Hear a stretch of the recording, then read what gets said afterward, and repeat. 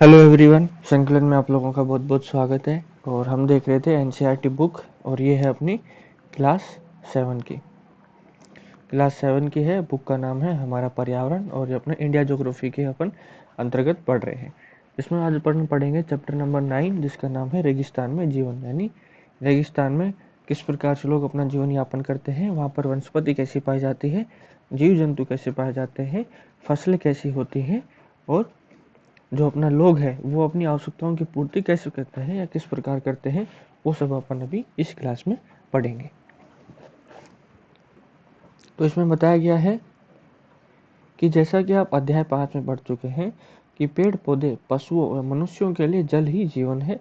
जहाँ पीने के लिए जल न हो, मवेशियों को चरने के लिए घास न हो और फसलों के उगाने के लिए जल न हो, ऐसे स्थान पर किसी भी जीव के लिए जीवन जीना कठिन ही होगा। ये अपन ने पढ़ा था, जल ही जीवन है। जल के बिना ना तो मनुष्य रह सकते हैं, ना पेड़ पौधे रह सकते हैं, और ना ही अपने मवेशी रह सकते हैं, और ना ही जीव जंतु जो कीट पतंग होते हैं वो भी नहीं रह सकते।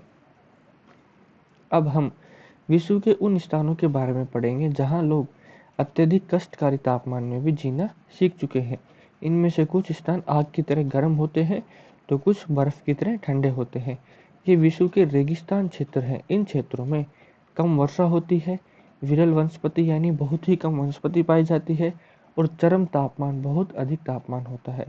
तापमान के आधार पर रेगिस्तान गर्म या ठंडे हो सकते हैं। यानी अधिक तापमान हो जाएगा तो उसको गर्म रेगिस्तान बोल देंगे, और बिल्कुल ही कम तापमान हो जाएगा यानी 0 डिग्री से नीचे तापमान चला जाएगा तो उसको अपन ठंडा रेगिस्तान बोल देंगे। इन स्थानों में जहाँ कहीं भी थोड़ा बहुत जल उपलब्ध होता है, लोग वहाँ कृषि करने के लिए बस जाते हैं। यानी इन स्थानों पर, यानी जो ठंडा रेगिस्तान हो गया या अपना गर्म रेगिस्तान हो गया, जहाँ कहीं भी थोड़ा बहुत जल होता है तो उस जल के आसपास लोग खेती करते हैं उस जल से, और अपना जीवन यापन करते हैं, और जो पेयजल की आवश्यकताएं हैं वो भी पूरी करते हैं। फिर यहाँ शब्दावली में देखो, शब्दावली में रेगिस्तान का अर्थ बताया गया है कि यह एक शुष्क प्रदेश है जिसकी विशेषताएं अत्यधिक उच्च अथवा निम्न तापमान में विरल वनस्पति है। रेगिस्तान कैसा है? शुष्क प्रदेश है जिसकी तापमान अधिक भी हो सकता है और कम भी हो सकता है, और विरल वनस्पति यानी यहाँ पर वनस्पति बहुत कम पाई जाती है। तो यानी यहाँ पर विरल वनस्पतियाँ पाई जाती हैं। अब आज बात करते हैं अपन, रेगिस्तान है अपना गर्म रेगिस्तान है सहारा। कौन सी कैटेगरी है? कैटेगरी तो है गर्म रेगिस्तान की, और मरुस्थल का नाम है या रेगिस्तान का नाम है सहारा। तो सहारा में बताया गया है कि विश्व एवं अफ्रीका महाद्वीप के मानचित्र को देखिए, उत्तर अफ्रीका के बड़े भूभाग पर फैले सहारा के रेगिस्तान का पता लगाइए। यह विश्व का सबसे बड़ा रेगिस्तान है। इंपॉर्टेंट लाइन है कि विश्व का सबसे बड़ा रेगिस्तान कौन सा है? सहारा रेगिस्तान। यह लगभग 8,54,000 लाख वर्ग किलोमीटर के क्षेत्र में फैला हुआ है। क्या आपको याद है कि भारत का क्षेत्रफल 3.2 लाख वर्ग किलोमीटर है? 3.2 लाख वर्ग किलोमीटर है भारत का क्षेत्रफल। फिर सहारा रेगिस्तान 11 देशों से घिरा है। कौन कौन से देश हैं? अल्जीरिया, चाड, मिस्र, लीबिया, माली, मोरितानिया, मोरक्को, नाइजर, सूडान, ट्यूनीशिया और पश्चिमी सहारा। ये 11 देश हैं जो सहारा रेगिस्तान में आते हैं या सहारा मरुस्थल का हिस्सा हैं। रेगिस्तान के बारे में सोचते समय आपके मस्तिष्क में तुरंत ही रेत का दृश्य उभरता है। बिल्कुल रेगिस्तान के बारे में सोचेंगे तो अपन सोचेंगे कि वहाँ पर बहुत ही बूढ़ा होगा, जिसको अपन बारीक रेत बोल देते हैं, अपने बालू रेत बोल देते हैं, वो होगा। परंतु सहारा मरुस्थल बालू की विशाल परतों से ढका हुआ ही नहीं, वरन वहाँ बजरी के मैदान हैं और नग्न चट्टानी सतह वाले उत्थित पठार भी पाए जाते हैं। उत्थित पठार यानी उभरे हुए पठार पाए जाते हैं, और ये चट्टानी सतहें कुछ स्थानों पर 250 मीटर से भी अधिक ऊंची हैं। यानी जो ये चट्टानें निकली हुई हैं उस रेगिस्तान के मरुस्थल में, उनकी ऊंचाई हो जाएगी कम से कम 250 मीटर। अब देखिए, ये अपना वर्ल्ड मैप है और ये है अफ्रीका। अब अफ्रीका में बात करते हैं तो ये है अपना सहारा मरुस्थल, जहाँ पर भी ये बालू रेत अपना जो दिख रहा है यहाँ पर पीले पीले कलर का, वो सब सहारा रेगिस्तान का भाग है। जिसमें देखो सूडान का भी हिस्सा आता है, चाड की बाउंड्री देखो यहाँ से यहाँ तक है। उसके बाद नाइजर की यहाँ से यहाँ तक है। फिर माली का ये उत्तरी हिस्सा आता है थोड़ा बहुत। फिर यहाँ मोरिताना का भी उत्तरी पूर्वी हिस्सा आता है। फिर ये पश्चिमी सहारा भी आता है यहाँ पर। कि देखो अल्जीरिया, लगभग लगभग पूरा अल्जीरिया आ जाता है, ट्यूनीशिया का दक्षिणी भाग आ जाएगा, लीबिया तो पूरा ही रेगिस्तान में बसा हुआ है, और मिस्र भी पूरा लगभग रेगिस्तान में, और सूडान भी। तो ये 11 देश हैं जो सहारा के मरुस्थल का हिस्सा है। फिर देखो कुछ हिस्सा यहाँ पर भी है, ये भी सहारा मरुस्थल का ही भाग है, इरेटिया और सोमाली गणराज्य, ये भी अपने रेगिस्तान का ही हिस्सा है।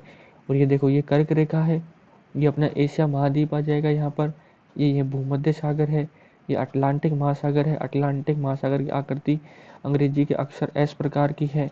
ये अपना दक्षिण अफ्रीका, ये हिंद महासागर है, ये यहाँ पर भी अटलांटिक महासागर है। ये मकर रेखा गुजरती है यहाँ से, और ये मकर रेखा हो गई, ये कर्क रेखा हो गई, और इसके मध्य से ये 0 डिग्री गुजर रही है, इसको बोलते थे हैं अपन भूमध्य रेखा।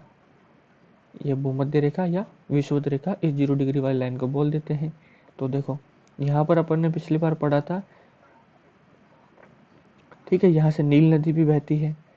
अब बात करते हैं कि आपको जानकर आश्चर्य होगा कि आज का सहारा रेगिस्तान एक समय में पूर्णतः हरा भरा मैदान था। सहारा की गुफाओं से प्राप्त चित्रों से ज्ञात होता है कि जो सहारा मरुस्थल है वहाँ पर गुफाएं हैं, और उन गुफाओं में जो चित्र बने हुए हैं, भित्ति चित्र बोलते हैं जिनको, उनसे ज्ञात होता है यहाँ नदियाँ तथा मगर पाए जाते थे। हाथी, शेर, जिराफ, शुतुरमुर्ग, भेड़, पशु तथा बकरियां सामान्य जानवर थे। अब देखो, अब ऐसे कैसे पता लगा लेंगे कि भाई चित्र है तो मान लेते हैं कि यही जानवर थे। देखो जब जो पुराने टाइम में, जब पिछले जो काल था जिसमें मनुष्य को इतना ज्ञान नहीं था, तो चित्र कैसे बनाता था कि भाई जो चीज़ वो देखेगा उस चीज़ को देख कर ही तो चित्र बनाएगा ना वो, बिना देखे तो मैं कैसे। अब जैसे देख लो, मैं हूँ, कोई छोटा बच्चा है, अब उस छोटे बच्चे ने कभी बकरी देखी ही नहीं है, तो हम उसको बोलेंगे कि आप बकरी का चित्र बनाइए, तो वो बच्चा कैसे चित्र बनाएगा कि उसने देखी नहीं है बकरी। क्या पता वो किसी पक्षी का चित्र बना दे कि बोल दे ये बकरी है। तो उन लोगों ने ये देखे होंगे, तभी वो जो मानव था वहाँ पे गुफाओं में निवास करता था, उन्होंने ये जानवर देखे, तो उन्होंने गुफाओं की दीवारों पर वो जानवर बना दिए, जिससे अपने को पता लगता है कि यहाँ पर ये प्रकार के जानवर थे। परंतु यहाँ के जलवायु परिवर्तन इसे बहुत गर्म व शुष्क प्रदेश में बदल दिया। अब अपन बात करते हैं आगे, जलवायु की बात करते हैं सहारा रेगिस्तान की। सहारा रेगिस्तान की जलवायु अत्यधिक गर्म एवं शुष्क है। यहाँ की वर्षा ऋतु अल्पकाल के लिए ही होती है। अल्पकाल मतलब बहुत कम समय के लिए। यहाँ आकाश बादल रहित व निर्मल होता है। यहाँ नमी संचय होने की अपेक्षा तेजी से वाष्पित हो जाती है। वाष्पित क्यों हो जाती है? क्योंकि अत्यधिक गर्म है और शुष्क स्थान है, और शुष्क होता है तो जो नमी होती है वो एकदम से सोख लेता है।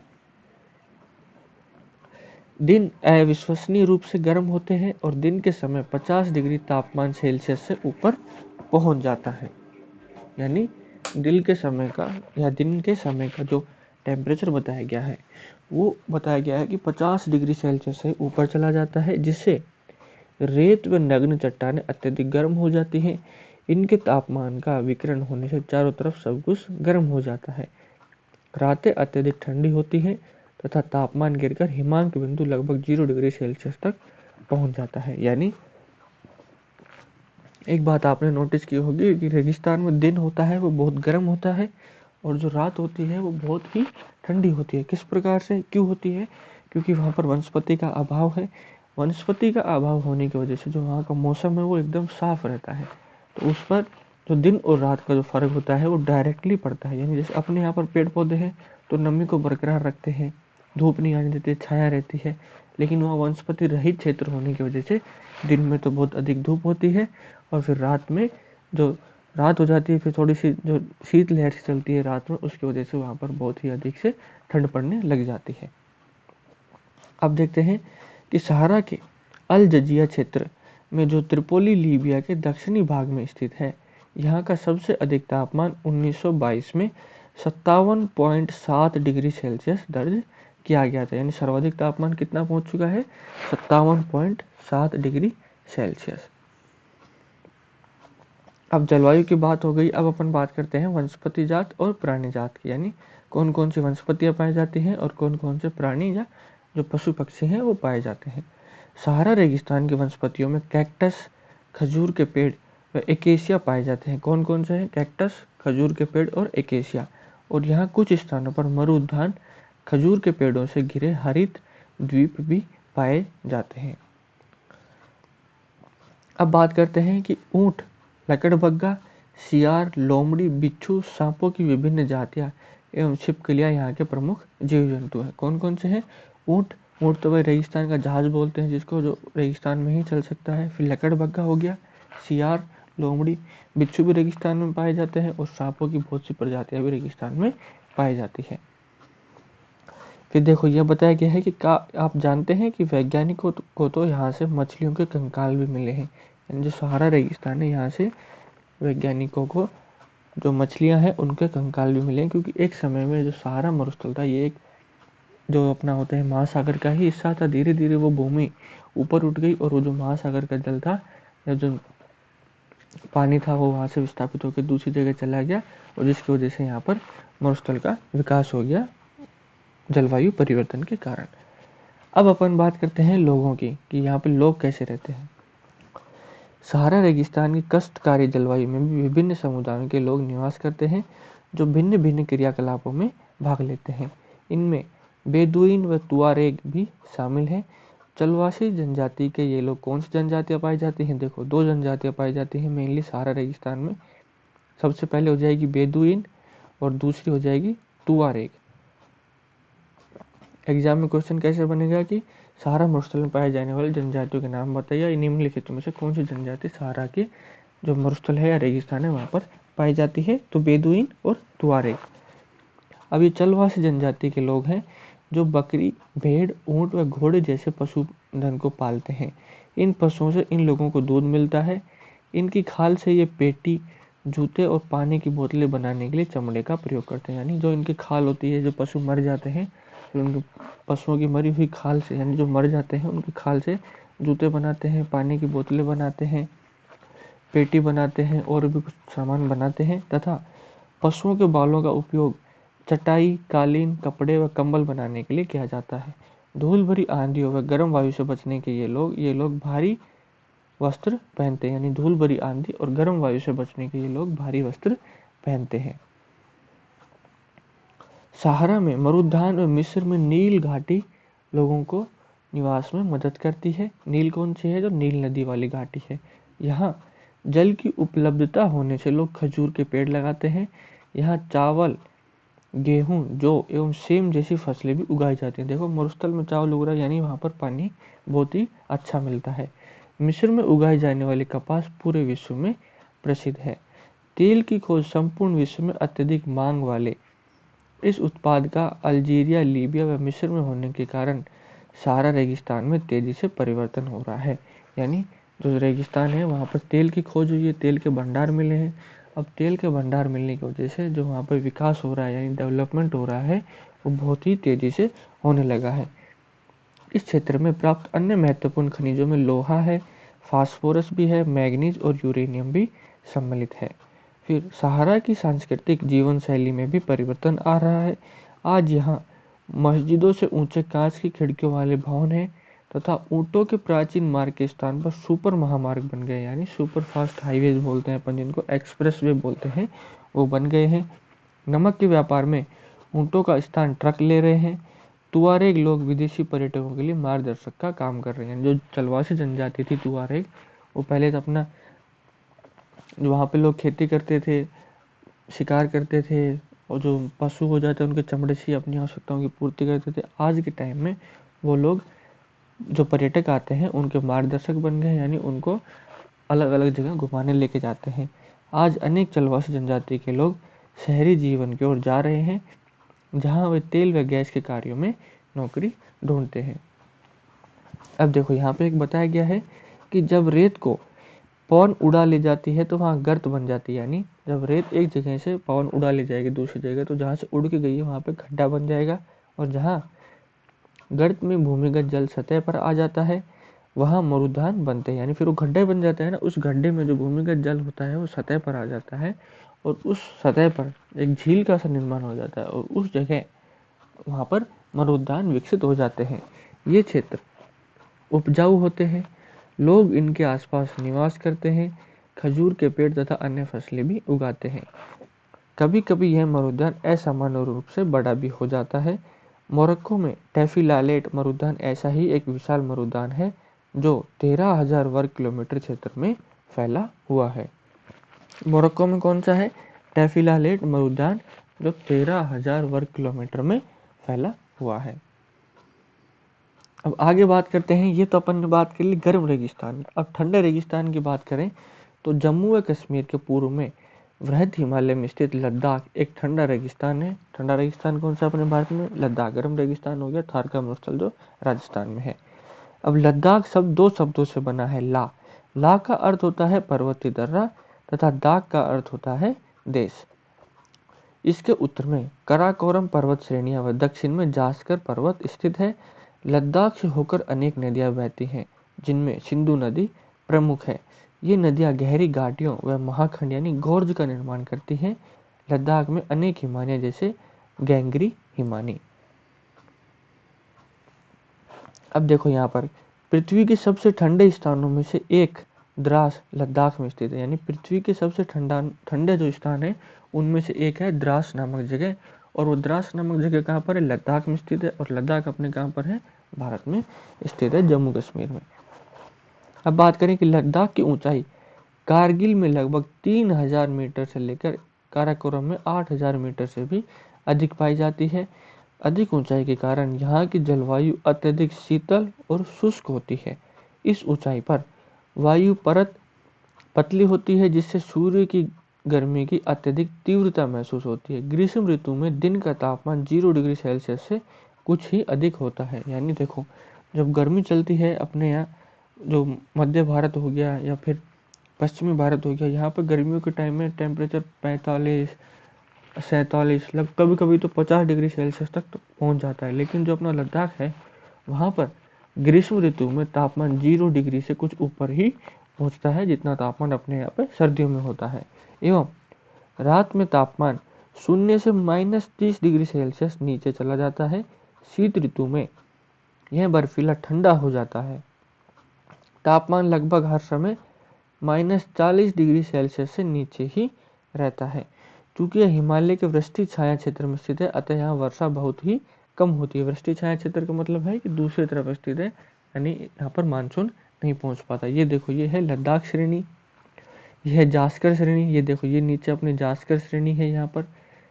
ये देखो, ये लद्दाख है, ये कारगिल हो गया, ये जोजिले दर्रा हो गया, फिर ये शोक, फिर ये अपना देहराम गोमपास, ये चीन वाला हिस्सा है, ये तिब्बत है। और ये पाकिस्तान से देखो सिंधु नदी जा रही है, इस तरह से निकलती हुई इंडस नदी है, सिंधु नदी है, यहाँ से निकलकर इस प्रकार बहती हुई पाकिस्तान में चली जाती है। ये गिलगित है, ये भी अपने जम्मू कश्मीर का ही हिस्सा है। ठीक है, ऊपर है, ऊपर वाली है ये अपनी काराकोरम श्रेणी हो जाएगी, ये जास्कर श्रेणी हो जाएगी, और बीच में ये अपनी लद्दाख श्रेणी है। ठीक है, ये अपना मैप हो गया। इसको आप स्क्रीनशॉट लेना चाहो तो ले सकते हैं। अब देखो, यहाँ पर बारिश की बात करते हैं तो यहाँ पर मुश्किल में 10 सेंटीमीटर प्रति वर्ष ही बारिश हो पाती है। यह क्षेत्र बर्फीली हवाओं एवं तेज जलाने वाले सूर्य ताप का अनुभव करता है। यह जानकर आपको आश्चर्य होगा कि यदि आप सूर्य की धूप में इस तरह बैठे कि आपके पैर छाया में हो, तो आप एक साथ एक समय पर ही उष्माघात व तुषार उपघात से ग्रसित हो सकते हैं। यानी इतनी भयंकर धूप पड़ती है कि अगर एक पैर आपका धूप में है और एक पैर आपका छाया में है, तो आपको उष्माघात यानी जो गर्मी से अपन जो कॉन्शियसनेस खो जाती है, मनुष्य कॉन्शियस हो जाता है, वो भी हो जाएगा। और ठंड की वजह से भी जो तुषार उपघात है वो भी, उससे भी अपन ग्रसित हो जाते हैं। अब देखो, यहाँ पर बताया गया है कि लद्दाख को खा पा चान भी कहते हैं, जिसका अर्थ होता है हिम भूमि। लद्दाख को क्या कहते हैं? खा पा चान। एग्जाम में क्वेश्चन पूछ सकता है कि खा पा चान किसका दूसरा नाम है? तो लद्दाख श्रेणी का। अब यहाँ पे जो वनस्पति पाई जाती है वो प्राणी जात पाए जाते हैं, उनकी अपन बात करते हैं। यहाँ उच्च शुष्कता के कारण वनस्पति विरल है। वही रेगिस्तान वाली ही बात है कि विरल यानी बहुत कम है। यहाँ जानवरों के चरने के लिए कहीं कहीं पर ही घास व छोटी झाड़ियाँ मिलती हैं। घाटी में सरपत व पॉपुलर के उपवन देखे जा सकते हैं। ग्रीष्म ऋतु में सेब, खुबानी व अखरोट जैसे पेड़ पल्लवित होते हैं, यानी यहाँ पर फल लगते हैं। लद्दाख में पक्षियों की विभिन्न प्रजातियां नजर आती हैं। इनमें रोबिन, रेड स्टार्ट, तिब्बती स्नोकॉक, रेवन एवं हुप यहाँ पाए जाने वाले सामान्य पक्षी हैं। इनमें से कुछ प्रवासी पक्षी भी आते हैं। लद्दाख में पशुओं के लिए जंगली बकरी है, जंगली भेड़ है, याक व विशेष प्रकार के कुत्ते आदि भी पाए जाते हैं जो बर्फ में आसानी से रह सकते हैं। इन पशुओं को दूध, मांस व खाल प्राप्त करने के लिए पाला जाता है। याक के दूध का उपयोग पनीर व मक्खन बनाने के लिए होता है और भेड़ व बकरी के बालों का उपयोग ऊनी वस्त्र बनाने के लिए किया जाता है। फिर देखो, चीरू या तिब्बती एंटीलोप एक विलुप्त प्राय जीव है। इसका शिकार सातूस नामक इसके ऊन के लिए होता है जो वजन में हल्का व अत्यधिक गर्म होता है। यानी चीरू या तिब्बती एंटीलोप है एक विलुप्त प्राय जीव है, जो इसका ऊन होता है जिसको बोलते हैं सातूस, उसके लिए इसका शिकार किया जाता है क्योंकि वो ऊन एकदम से हल्का और बहुत ही गर्म होता है। अब यहाँ लोगों की बात करते हैं कि लोग किस प्रकार रहते हैं। क्या आप लद्दाख या तिब्बत तथा मध्य एशिया के निवासियों के बीच कोई समानता पाते हैं? अधिकांश लोग या तो मुसलमान हैं या बौद्ध। वास्तव में लद्दाख क्षेत्र में अनेक बौद्ध मठ अपने परंपरागत गोपा के साथ स्थित है। कुछ प्रसिद्ध मठ हैं जैसे हेमिस, थिक्से से और लामा यूरू। जैसे ये रहा अपना थिक्से मठ, ये यहाँ पर थिक्से मठ है, लद्दाख में स्थित है। ग्रीष्म ऋतु में यहाँ के निवासी जौ, आलू, मटर, सेम व सलजम की खेती करते हैं और शीत ऋतु में जलवायु इतनी कष्टकारी होती है कि लोग धार्मिक अनुष्ठानों व उत्सवों में अपने आप को व्यस्त रखते हैं। यहाँ की महिलाएं अत्यधिक परिश्रमी होती हैं। वे केवल घर व खेतों में ही काम नहीं करती बल्कि छोटे व्यवसाय व दुकानें भी संभालती हैं। लद्दाख की राजधानी लेह सड़क एवं वायु मार्ग के द्वारा भली भांति जुड़ी हुई है। राष्ट्रीय राजमार्ग 1A जो लेह को लद्दाख से जोड़ता है, लेह को जोजिला दर्रा से होते हुए कश्मीर घाटी से जोड़ता है। क्या आप हिमालय के कुछ अन्य दर्रों के बारे में भी बता सकते हैं? वो आप लोग बताना। फिर देखो, यहाँ पर बताया गया है कि क्या आप जानते हैं कि क्रिकेट का सबसे अच्छा बल्ला सरपत यानी विलो पेड़ की लकड़ी से बनाया जाता है। क्रिकेट का जो बल्ला होता है, बेस्ट क्वालिटी का बल्ला बोले तो किस प्रकार की लकड़ी से बनता है? सरपत या विलो पेड़ की लकड़ी से बनता है। फिर देखो, यहाँ का मुख्य क्रियाकलाप पर्यटन है। देश विदेश से अनेक पर्यटक यहाँ पर्यटन के लिए आते हैं। गोपा दर्शन, घास के मैदानों व हिम नदों की सैर एवं उत्सवों तथा अनुष्ठानों को देखना यहाँ के प्रमुख पर्यटकों के आकर्षण है। आधुनिकीकरण के फलस्वरूप यहाँ के जनजीवन में परिवर्तन आ रहा है, लेकिन लद्दाख के लोगों ने शताब्दियों से प्रकृति के साथ समन्वय व संतुलन करना सीखा है। जल एवं ईंधन जैसे संसाधनों की कमी के कारण ये आवश्यकता अनुसार एवं मितव्ययता से ही इनका उपयोग करते हैं और कुछ भी व्यर्थ नहीं करते। अब देखो, मनाली लेह राजमार्ग 4 दर्रों से गुजरता है। रोहतांगला दर्रे का नाम है, बारालाचा ये भी दर्रे का नाम है, और लूनगालाचाला ये भी दर्रे का नाम है, और टगलंगला ये सारे दर्रे हैं। यह राजमार्ग केवल जुलाई से सितंबर के बीच ही खुलता है जब बर्फ को मार्ग से हटा दिया जाता है। तो ये अपना हो गया है चैप्टर कंप्लीट, और चैप्टर कंप्लीट के साथ साथ ही जो अपने क्लास 7 की बुक थी वो भी अपन ने कंप्लीट कर ली है। अब अपन बात करेंगे क्लास 8 की ज्योग्राफी शुरू करने के अगली क्लास से अपन। और वीडियो अच्छी लग रही है तो लाइक कीजिए, अपने दोस्तों के साथ शेयर भी कीजिए, चैनल को सब्सक्राइब जरूर करना है, कमेंट करके बताना कि क्या सही लगा, क्या ख़राब लगा और हमें किस प्रकार से सुधार करना चाहिए और कौन सी चीज़ हम और लेके आए आप लोगों के लिए। और टेलीग्राम चैनल से जुड़ना है तो ये अपने टेलीग्राम चैनल का नाम है संकलन क्लासेस @ जिसमें से S बड़ा है और ये C बड़ा है, ये आप सर्च करेंगे तो इस प्रकार से अपना टेलीग्राम चैनल हिंदी में आपको नाम लिखा मिलेगा संकलन, वहाँ पे आपको ज्वाइन कर लेना है। चैनल से आपको PDF भी मिलेगी और वीडियो का नोटिफिकेशन भी मिलता रहेगा।